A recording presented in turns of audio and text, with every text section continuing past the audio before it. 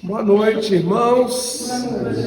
Bênção estarmos aqui na casa do Senhor para estudar um pouco mais a palavra.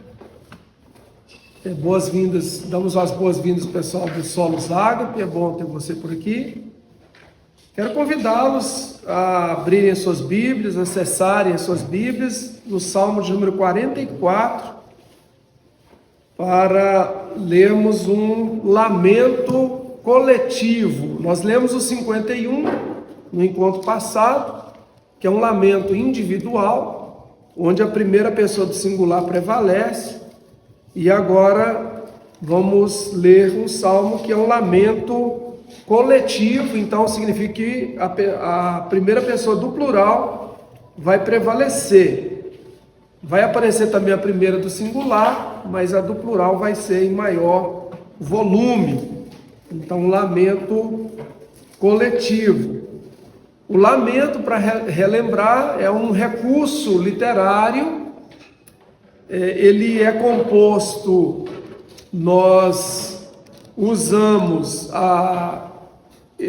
o lamento compõe a pessoa de Deus, que é para quem você direciona o lamento, a pessoa do inimigo, que é contra quem você lamenta, e a sua própria pessoa como lamentador. Então nós temos esses três elementos básicos aí no lamento. Então o lamento não é uma ofensa contra Deus, não é algo desrespeitoso, é simplesmente a capacidade de abrir o coração diante de Deus através de um recurso que o próprio Deus, vamos dizer, vou usar aqui a palavra inspirou, no sentido de que colocou realmente no coração do ser humano, para que ele pudesse ter um mecanismo de desabafo. Desabafar é muito, muito importante. Muita gente se perde por se ensimesmar, ou seja, se enclausurar em si mesmo e não desabafar, não dizer aquilo que incomoda. Vamos começar e prestando atenção, se vocês podem observar aí, no verso 8, talvez a sua Bíblia não tenha, mas nós temos a palavra selar. Quantos dos irmãos têm aí a palavra selar depois do verso 8? Está aqui, ali tem, mas algumas às vezes não aparecem. É aí, Salmo 44, então lá da irmã Raimunda, por exemplo, está escrito pausa. É uma tentativa de tradução da palavra selar. É que ela, como disse no encontro passado, ela pode indicar um divisor de estrofes, pode indicar uma pausa que a gente não sabe exatamente se era para um recitar, uma leitura responsiva, um canto responsivo, em que uma parte cantava, aí parava, a outra parte repetia aquilo que foi cantado, de uma espécie de, como se fosse um jogral. Então essa é uma possibilidade. Nesse Salmo 44 nós vamos perceber com toda certeza que ele não só separa o Salmo em duas estrofes, mas também separa os assuntos. Então do verso 1 ao 8 desse lamento coletivo, Salmo 44, nós temos um louvor. Ele vai louvar a Deus para depois lamentar. Então primeiro ele prepara o território, ele se prepara espiritualmente para poder desabafar. E aí, vou usar uma expressão aqui, né? Aí ele vai soltar os cachorros, mas com todo respeito, é um recurso literário, um recurso que o próprio Deus deixou. Então não é que ele vai estar desrespeitando Deus, não. Uma outra coisa que eu chamo a atenção de vocês, que devem prestar atenção, é que às vezes o texto indica a época em que esse texto, a época que ele retrata. Então se é antes do exílio, se é depois do exílio, ou se é um período antes, durante, depois, se é um período muito antes ou muito depois. Então o texto ele dá pistas. Então vamos lá, começando pelo verso de número 1, os irmãos que estão aqui ao vivo e presencialmente vão estar lendo, eu também vou estar lendo, e você em casa pode estar acompanhando na sua Bíblia. Verso 1. Ó Deus, nós ouvimos, os nossos ouvidos e nossos pais nos têm contado os feitos que realizaste em seus dias, nos tempos da antiguidade. Então o salmista, que é um dos filhos do Corá, ele está falando de que época aí? Esse verso 1 mostra que qual a época? É uma época do passado. Qual o passado? Tem uma palavra-chave aí, ó. Quem que contou para eles? Que os nossos pais ou antepassados, quem são os antepassados? Os patriarcas. Então ele está recordando a época dos patriarcas, que contavam as histórias e essas histórias foram passando de pai para filho. Verso 2. Com a tua própria mão expulsaste as nações para estabelecer os nossos antepassados. Arruinaste os povos e fizeste prosperar os nossos antepassados. O verso 2 já fala de que época? A conquista da terra prometida. Todo aquele período de Josué, o período entra lá para o período dos juízes, é o período da conquista da terra. Verso 3. E aqui está dizendo que Deus é que está fazendo tudo, não é verdade? O que o Senhor fez lá no passado, o Senhor expulsou os gentios, com a tua própria mão os plantastes a eles, né, aos antepassados. Verso 3. Não foi pela espada que conquistaram a terra, nem pela força do seu braço que alcançaram a vitória. Foi pela tua mão direita e pelo teu braço e pela luz do teu rosto, por causa do teu amor para com eles.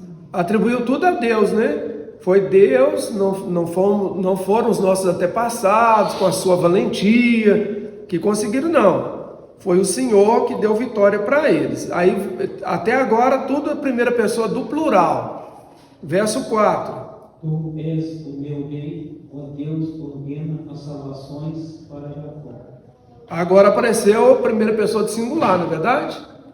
Tu és o meu, aí não usou o nosso, o meu rei. Então, o meu rei. Se esse salmo então fosse representado de forma artística, de forma, vamos pensar aí, um teatral, alguém faria essa primeira pessoa aqui. Essa primeira pessoa geralmente seria um rei, ou um profeta, ou um sacerdote, faria essa leitura, essa parte mais chamando Deus de rei. Verso 5. Contigo pomos em fuga os nossos adversários, pelo teu nome pisoteamos os que nos atacam. Voltou a primeira do plural. 6. Pois eu não confiarei no meu arco, nem a minha espada me salvará. Então, meu arco, minha espada são inúteis se o Senhor não for à frente.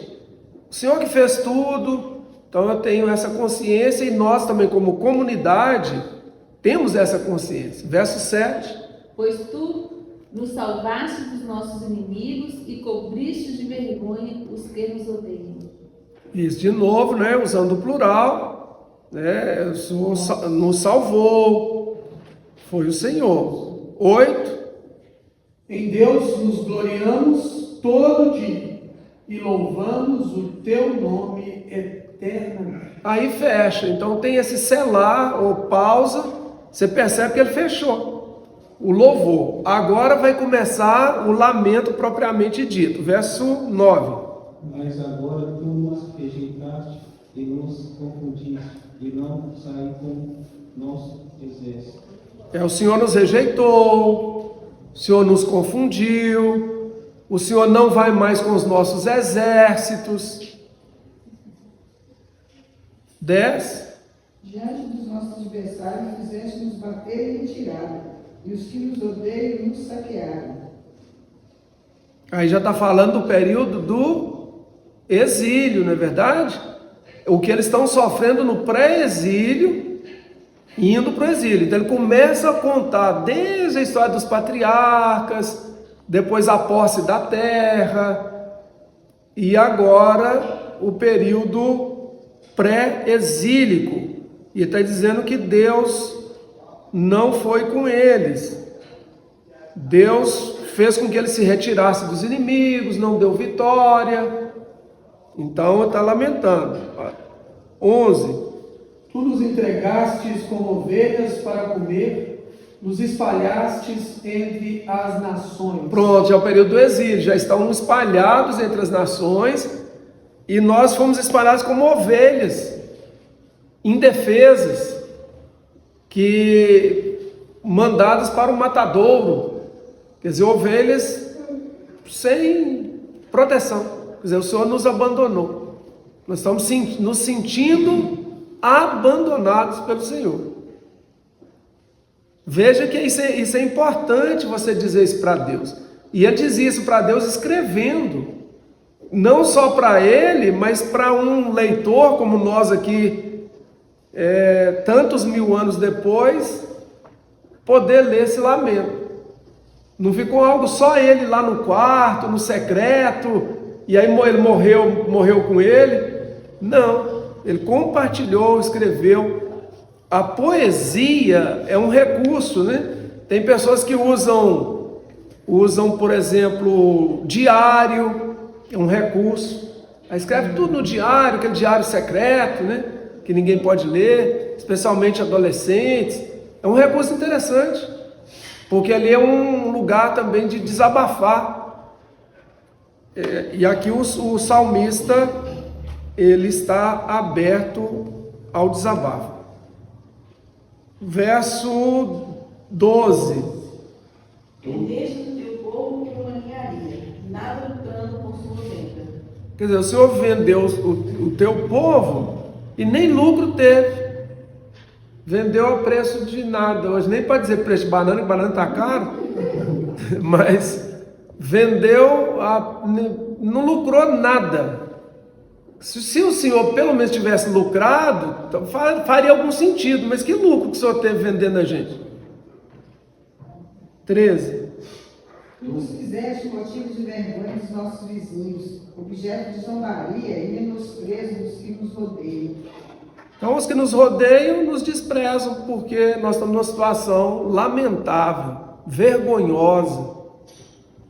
Mas é muito interessante se expor desse jeito para ser lido. Ter essa coragem é uma exposição muito interessante. Verso 14. Tu pões o provérbio entre as nações, o movimento de cabeça entre os povos. Como que é o movimento de cabeça? Eles vão passando, pessoal. Ó, coitados. Como que eles eram, ou o que eles são Olha o que eles são hoje, né? Olha a situação. Bem-vindo. A situação deles hoje, né? Verso 15.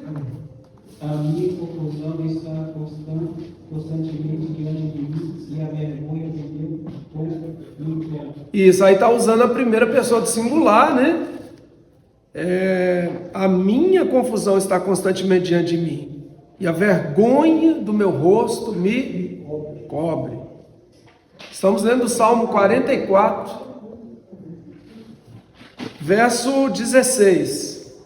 Agora aquele que afronta e blasfema por causa do inimigo e do que se vinga.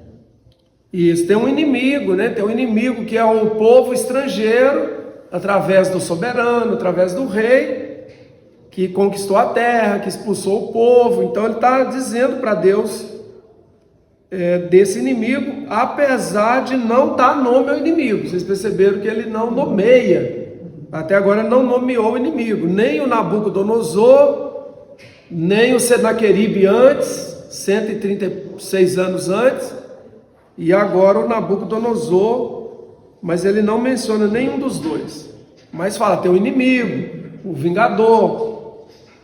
Verso 17. Tudo isso nos sobreveio. Todavia, não nos esquecemos de ti, nem nos ouvemos falsamente contra o teu conselho. Lembra que é um lamento, esse Salmo 44, um lamento coletivo. Mas quem está escrevendo o lamento é uma pessoa, não são várias pessoas escrevendo junto, um dando palpite. É um poeta, uma pessoa escrevendo. Essa pessoa está tentando ler o pensamento da comunidade, da coletividade. E como que ela fez isso? Dizendo, olha, nós não nos esquecemos do Senhor. Nós não fomos falsos para com a tua aliança. Quer dizer, certamente o escritor, o poeta, ele sabe que o pessoal pecou, que o pessoal errou, que muitos foram falsos com a aliança, contra a aliança de Deus, muitos se esqueceram de Deus. Mas o que ele está dizendo? Ele tem que falar em nome do grupo, é um lamento coletivo. Muitas pessoas em Israel pensavam, somos inocentes, e como que estamos nessa situação? Nunca abandonamos Deus. Agora, existiam inocentes lá no meio? Sim. Pensa num profeta Jeremias, pensa num Baruque, que era o auxiliar dele, e outros nomes que serviam a Deus, que estavam firmes no propósito de agradar a Deus, de ser fiéis, de serem fiéis a Deus. Mas a grande maioria não estava nem aí para Deus. Quem tinha escravo, o próprio rei que mandou libertar os escravos, depois voltou atrás, achou que não ter escravo ia prejudicar o país, mão de obra. Ele libera e depois volta atrás. E é uma coisa que desagrada demais a Deus, é a questão de não cuidar do órfão, da viúva, do estrangeiro, quer dizer, daqueles que têm pouca força, que têm pouca condição. Então isso incomoda muito a Deus. Mas vamos continuar, verso 18. Não tornou atrás o nosso coração, nem se desviaram os nossos passos dos teus caminhos. A gente nunca se desviou. Por que nós estamos nessa situação? Mas aí a pergunta que a gente faz, será que eles nunca se desviaram mesmo? Mas ele está falando o sentimento de um grupo, de um país inteiro. Então ele percebia que muitos achavam que eram totalmente inocentes. 19. Ainda que ele educasse num lugar de dragão, ouvisse contra a sombra da morte. 20. Se nós esqueceremos o nome do nosso Deus e estendemos as nossas mãos para um Deus estranho. 21. Deus não precisa souber, pois ele conhece os segredos do coração. Então o senhor sabe que a gente não adorou outro Deus. Olha você ver. Porque se a gente tivesse adorado, o senhor saberia. O senhor sabe de tudo. É onisciente. Então por que o senhor não sai com o senhor nos abandonou? E a gente sabe, na verdade, que vários adoraram outros deuses e se desviaram. Mas ele está falando um lamento coletivo. Lá no meio tem pessoas que pensam assim. E tem pessoas que realmente são assim mesmo. Que não adoraram outros deuses, que foram fiéis. Existe um ditado, o justo paga pelo pecador. Isso acontece muito com crianças, que os pais, às vezes a criança é mais levada, ela acaba influenciando os pais em relação a outra criança. E geralmente a criança mais nova, ela é mais protegida e o mais velho acaba sofrendo injustiças. Porque muitas vezes a gente acha que o mais velho é que está provocando, o mais velho que está agredindo, e de repente o mais novo faz, inferniza a vida do mais velho, e aí sai fora, começa a chorar, mas na verdade quem fez tudo foi ele ou ela. Então, e aí a gente causa injustiça no outro. Então, lá em Israel, claro que aconteceu isso. Claro que acontece isso conosco também. Só falar, eu servi, a pessoa serviu a Deus a vida inteira, agora está lá fazendo quimioterapia, está entre a vida e a morte. Quer dizer, tem os propósitos, os ensinamentos, né, de Deus, os mistérios, os ensinos, né? Mas que incomoda a gente, incomoda. Um lamentador fala isso.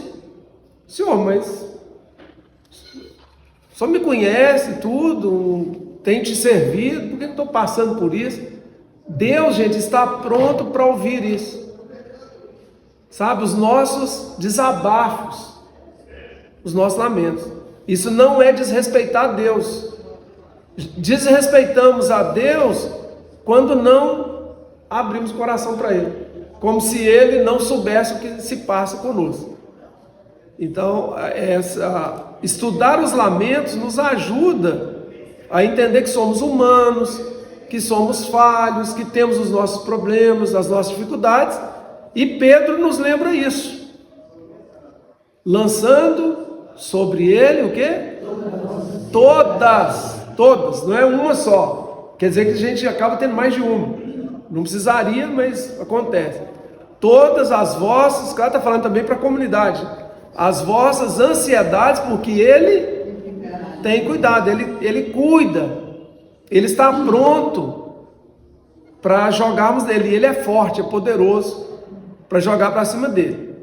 No nosso caso, às vezes a gente até sai fora, né? Uma pessoa que tem problema demais, fica nos procurando muito, se a gente puder, a gente dá um jeito de sair de fininho, escutar menos, né? Menos, por exemplo, essa pessoa só fala coisas negativas, só coisa ruim. Geralmente essa pessoa ela não é muito querida, porque os amigos começam a sair fora, porque não suporta, mas Deus suporta. Deus nunca vai sair fora, nunca vai nos deixar falando sozinhos. Entendeu? Então o lamento nos ensina isso, que Deus está pronto para ouvir os nossos lamentos. A própria Bíblia está aqui, o lamento, Salmo 44, para nos provar isso. Verso 22. Mas por amor a ti, somos entregues à morte continuamente. Somos considerados como ovelhas para o matador. Isso lá no Novo Testamento cita esse texto, né? Considerados ovelhas para o matador. Então estamos morrendo e parece que o senhor não está vendo. Todo dia morre um de nós. Agora é claro que quem escreveu isso estava vivo. E os mortos, até onde a gente sabe, eles não escrevem. Apesar de termos aí crenças em que o morto dita, né, para que um vivo, mas quem escreve é o vivo. Mas normalmente é o vivo para escrever, chamada psicografia, mas quem está escrevendo é um vivo. Verso 23. Respeito o perdão, Senhor, conforme o nome do coração. O senhor está dormindo? Eu estou achando que o senhor está dormindo. Então eu quero pedir para o senhor acordar. Estamos precisando do senhor. Coisa está feia, está difícil. Quer dizer, então você chegar a um lamento coletivo, em que o lamentador está vendo a situação do povo, situação dificílima. Tem coragem de dizer, será que o senhor está dormindo? Será que o senhor dorme? Mas se o senhor dorme, o senhor, por favor, acorda. Quer dizer, nos socorra, nós estamos precisando do teu socorro. Verso 24. Porque escondes o teu rosto e esqueces o nosso sofrimento e a nossa aflição? Se o senhor não está dormindo, acho que o senhor está escondido. Então, acho que o senhor fez assim, ó, tampou o rosto, se escondeu de nós, da nossa aflição, do nosso sofrimento. Isso é maravilhoso, uma pessoa que tem essa capacidade de se abrir diante de Deus. Nós, de modo geral, a gente chega assim, pisando em ovos diante de Deus, né? Com medo de desagradar a Deus, mas isso aqui é feito tudo com respeito, sabendo quem Deus é. Você vê que os 8 primeiros versos, ele vai louvando a Deus, são louvores.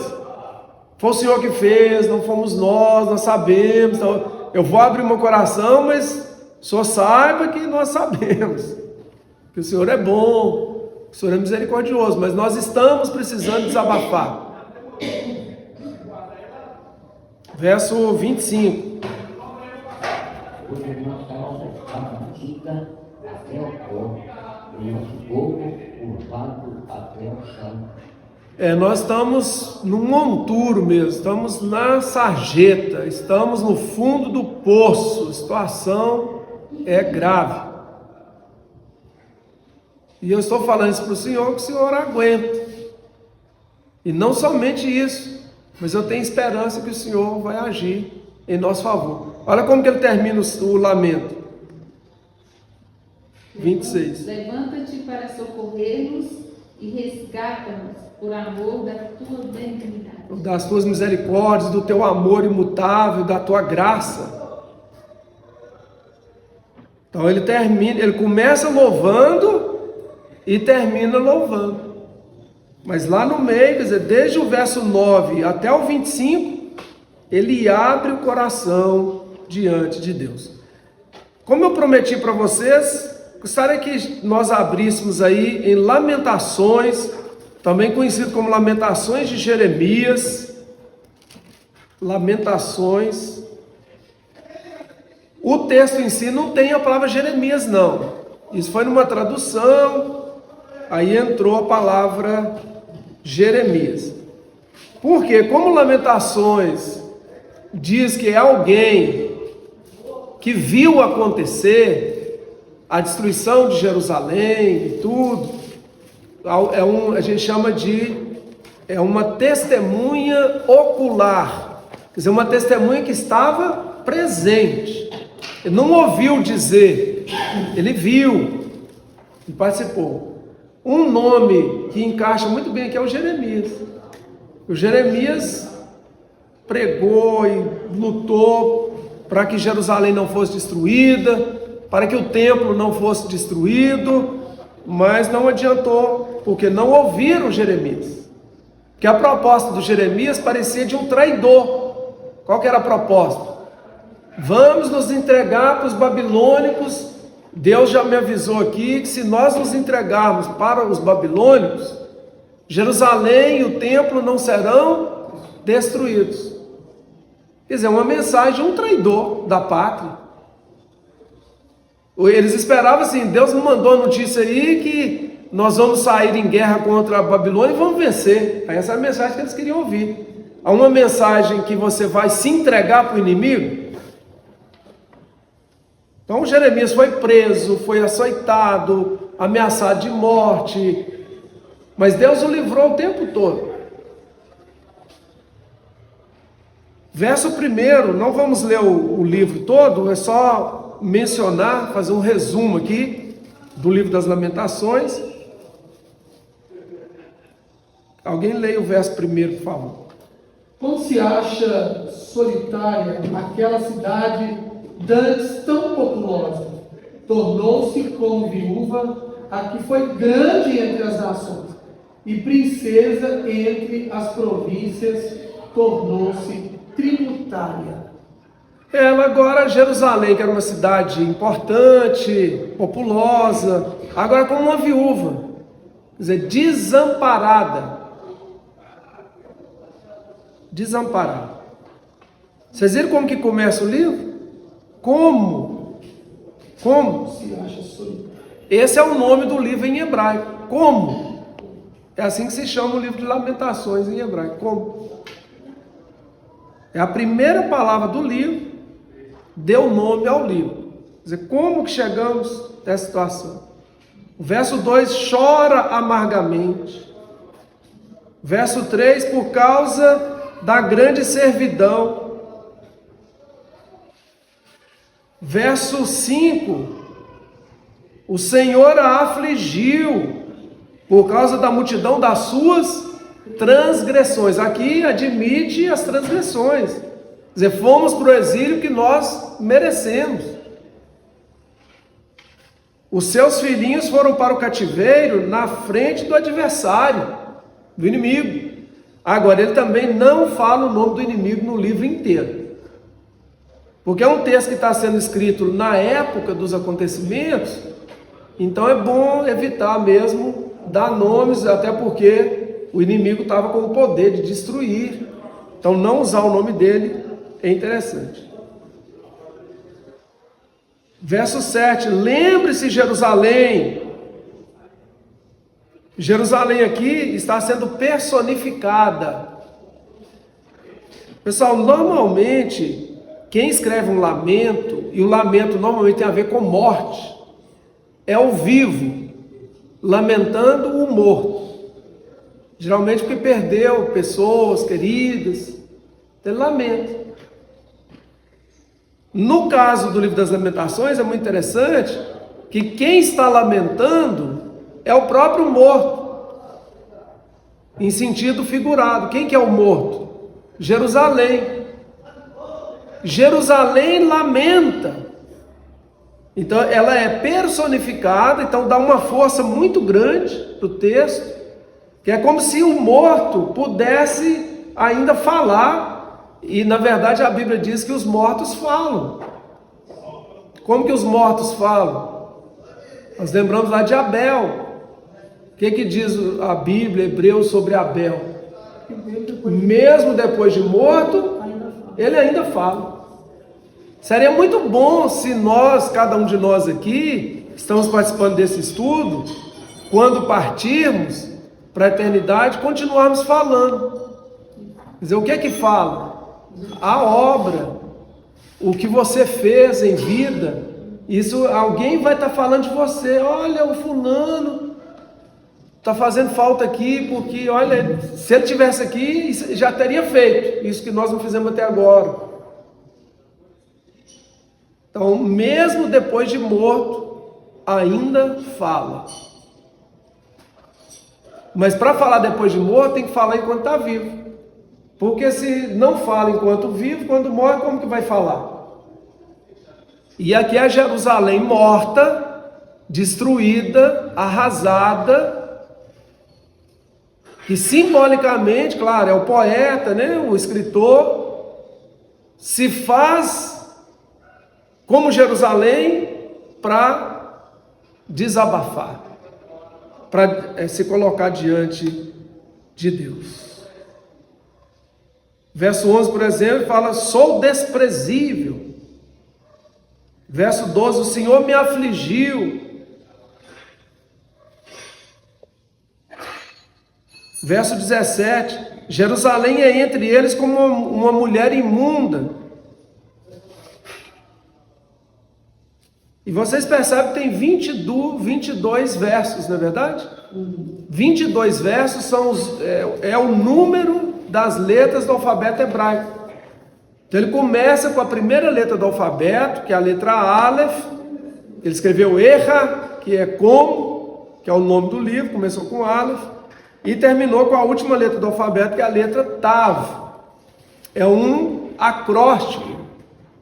Então ele pensou cada palavra para começar cada verso. E um verso, que a gente chama de versículo, pode ter 2, 3, 4 versos poéticos. Normalmente eles foram divididos em dois, normalmente em duas partes, parte A e parte B.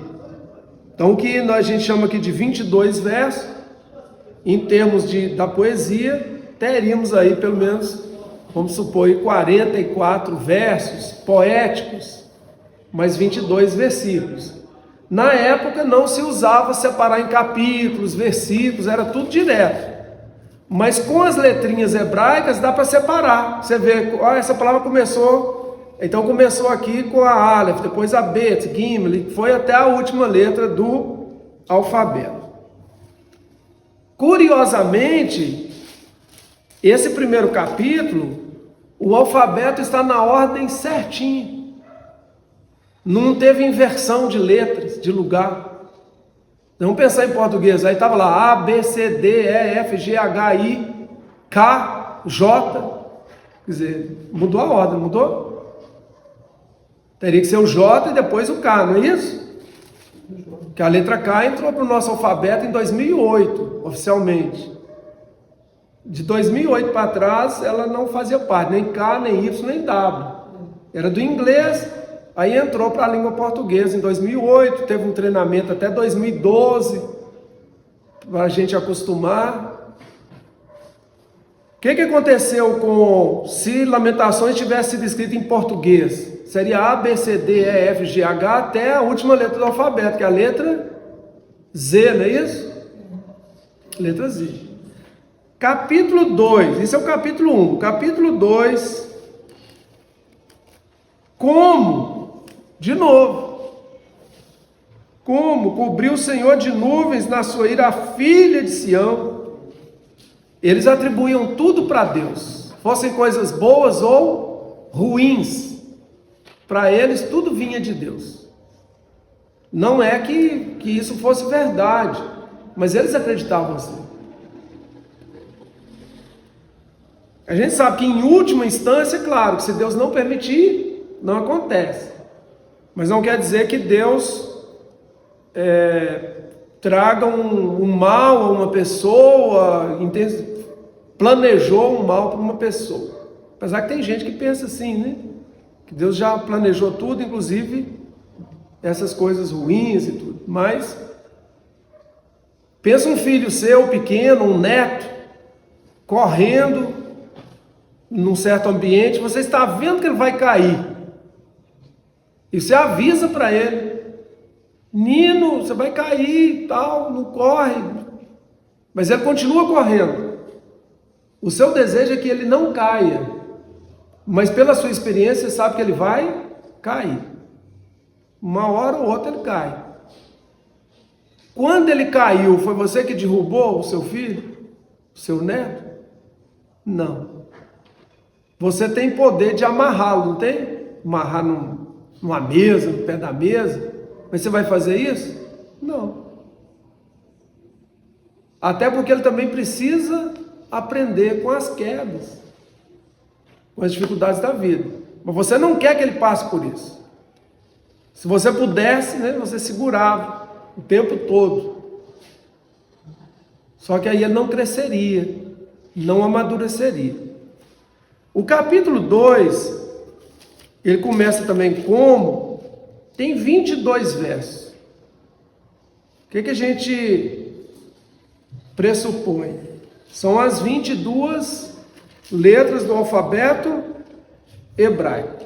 Só que no capítulo 2 há uma inversão de uma letra com outra. Então nós temos uma letra chamada Ain, e em seguida viria uma letra chamada P, que inclusive tem o mesmo nome da letra do português, do nosso alfabeto, P. Só que nesse capítulo 2 está invertido, P, Ain. Então vem, é como se fosse... qual que é a letra que vem antes de P em português? O que vem depois, né? Antes é O, né? Então vamos pensar se você teria O, P, mas aí ele escreveu P e começou o verso com P e depois com O. Aí você olha assim, esse verso está invertido, porque está tudo certinho, A, B, C, D, começou tudo direitinho, chegou na letra O, ele botou P, e o verso seguinte começou com a letra O. Falar, isso aqui deve ser um erro de copista. É um erro de copista. Deve ser. Acho que não foi o poeta, não. Mas aí você vai para o capítulo 3. Tem quantos versos o capítulo 3? 66. 66 versos. 66, para quem é bom de matemática, não precisa ser tão fera, mas tem que saber um pouquinho. Não são 22 letras do alfabeto? Para chegar em 66, multiplicou por quanto? Por 3. O que isso significa? Vamos pensar em português. O primeiro verso começou com A, o segundo A, o terceiro A. Então ele teve que achar palavras com A. O verso 4, B, o 5, B, o 6 também começou com B. E assim por diante. Quando chegou na letra O, estava a letra P. Aí um versículo P, depois o outro P e o outro P. E aí depois vem a letra O, 3 vezes. O que isso significa? Que não é um erro de um copista. Ninguém erra desse jeito. Você pode errar uma vez, mudar de posição algo, mas mudar 3 vezes é muito visível. Então é uma mudança proposital. Vamos pensar então, capítulo 1 seria mais ou menos o seguinte: houve um tempo na nossa vida que nós estávamos igualzinho ao alfabeto, de A a Z. Tudo certinho, as coisas estavam em ordem, estavam mais ou menos organizadas. Mas aí veio um momento em que houve um desconforto. Quer dizer, a mudança de uma letra de posição causa desconforto. Está indicando que houve um desconforto. No capítulo 3, esse desconforto está triplicado. A situação agravou muito. Pode ser um ensino na própria forma como ele escreveu. Capítulo 4, e é um lamento individual, viu? Prevalece a primeira pessoa de singular, o capítulo 3. Capítulo 4, como que começa? Como? Então é o nome do livro. Como? Como que chegamos nessa situação? Como que isso aconteceu conosco? Quantos versos tem o 22? Ó, 22. O 4. Tem 22. Chega lá na letra O, o que vai ter no lugar dela? A letra P. E depois vem a letra O. Manteve. Mas parece que talvez a ideia, de repente, será que abrandou? Será que aliviou um pouco? Capítulo 5, quantos versos? 22. O capítulo 5, para surpresa nossa, não é acróstico. Não é um acróstico. Não sendo um acróstico, o que isso pode comunicar? Que a situação está tão grave, mas tão grave, que está tudo de perna para o ar. Não tem ordem, está uma desordem, um caos completo. E realmente era um caos completo.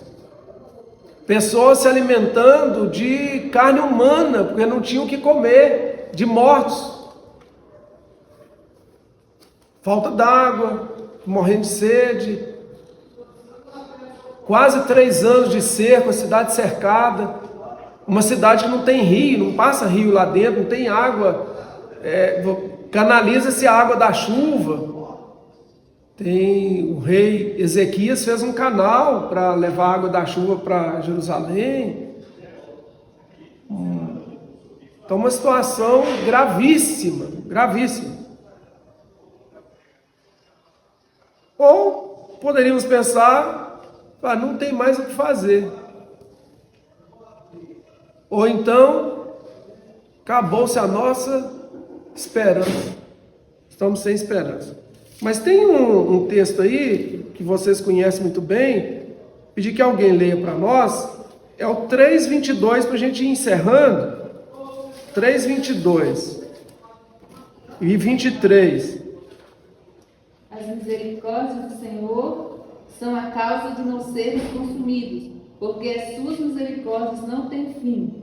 Renovam-se cada manhã, grande é a tua fidelidade. Então eu queria deixar os irmãos com esse texto. As misericórdias do Senhor são a causa de não sermos consumidos, porque suas misericórdias, seu amor, sua graça, sua fidelidade, sua bondade não tem fim, são infinitos.